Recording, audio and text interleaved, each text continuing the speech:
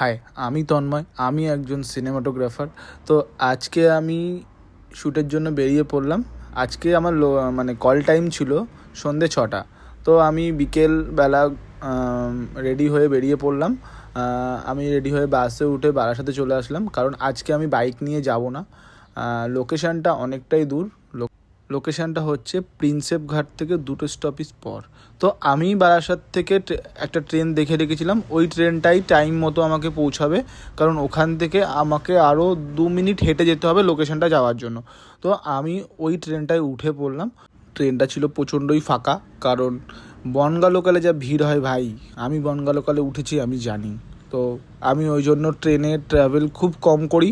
আমার ট্রেন একদমই পছন্দ না। যদি ফাঁকা থাকে তাহলে পছন্দ, বাট ভিড় থাকলে একদমই নয়। কারণ ট্রেনে ভাই ওইভাবে সম্ভব নয় যে ক্যামেরা গিয়ার ফেয়ার নিয়ে ওইভাবে ট্রেনে উঠে যাওয়াটা খুব টাফ। যারা যায় তারা জানে একমাত্র। যাই হোক, আমি নেমে ওখান থেকে কিছুক্ষণ হাঁটলাম, হেঁটে তারপরে আমি ম্যাপটা অন করলাম, দেখলাম লোকেশানটা 2 মিনিট দেখাচ্ছে। তো আমি একদম কল টাইম যা ছিল তার আগেই আমি পৌঁছে গেছি, কারণ আমাকে যারাই কল টাইম দেয় আমি চেষ্টা করি কল টাইমের 10-20 মিনিট আধ ঘন্টা আগে পৌঁছান। এতে একটা সুবিধা হয়, যেটা হচ্ছে কিভাবে শ্যুট করব না করব, কোন জায়গা থেকে শট লাগবে না লাগবে, এগুলো ভালো করে ডিসকাস করে নিতে পারি। এতে শ্যুট করতে আরও অনেক সুবিধে হয়।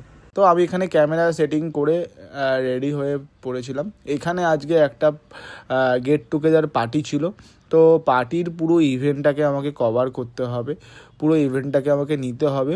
তো এখানে এসে এই ভাইটার সাথে আলাপ হয়েছে। ও আমাকে জিজ্ঞাসা করছিল যে তোমার এটার কত দাম, তোমার ক্যামেরার কত দাম, তোমার গিম্বেলের কত দাম, হ্যাঁ, তোমার কাজ দেখি। আমার কাজ দেখলো, কাজ ফাজ দেখার পরে বাহ খুব ভালো কাজ করো। যাই হোক, এইসব নিয়ে ওর সাথে আড্ডা মারছিলাম। তো আড্ডা ফাড্ডা করার পরে ও বললো যে তোমার ইনস্টাগ্রাম আইডি দাও। আমার ইনস্টাগ্রাম আইডি দিলাম। কাজ ফাজ দেখলো, দেখে খুব প্রশংসা করলো। যাই হোক, সেসব কথা বাদ দাও, কারণ প্রশংসার জন্যই আমরা এত কষ্ট করি। আমরা প্রত্যেকটা ফটোগ্রাফার একটু প্রশংসা পাওয়ার জন্য, একটু মানুষ যেন আমাদেরকে বলে যে তোমাদের কাজ খুব সুন্দর, খুব ভালো।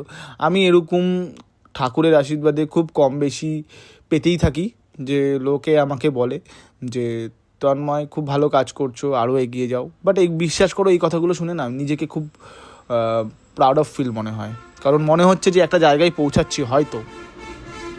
তো তারপরে আমি এখানে শ্যুটগুলো কমপ্লিট করছিলাম। তো আউটডোরে কিছু শ্যুট দরকার ছিল, আউটডোরে আমি শর্টগুলো এক এক করে নিচ্ছিলাম। হ্যাঁ, তো শুধু আমার সাথে রগড় করছে, ঠিক আছে, কি করবে না করবে। এই আর একটা ভাই, ও আমাকে জিজ্ঞাসা করছিল, ওকেও আমি আমার ব্লগে নিয়ে নিলাম। তো আমাকে বলছিল খুব ভালো কাজ করো দাদা তুমি, ভালো, আমার কাজ দেখছিল। যাই হোক, এখানে শ্যুট আপাতত শেষ। আমার শ্যুট তোমাদের কার কার ভালো লাগে আমাকে অবশ্যই জানিও।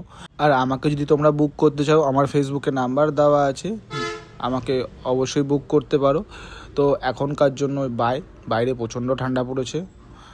সবাই ভালো থাকো, সুস্থ থাকো, বাই।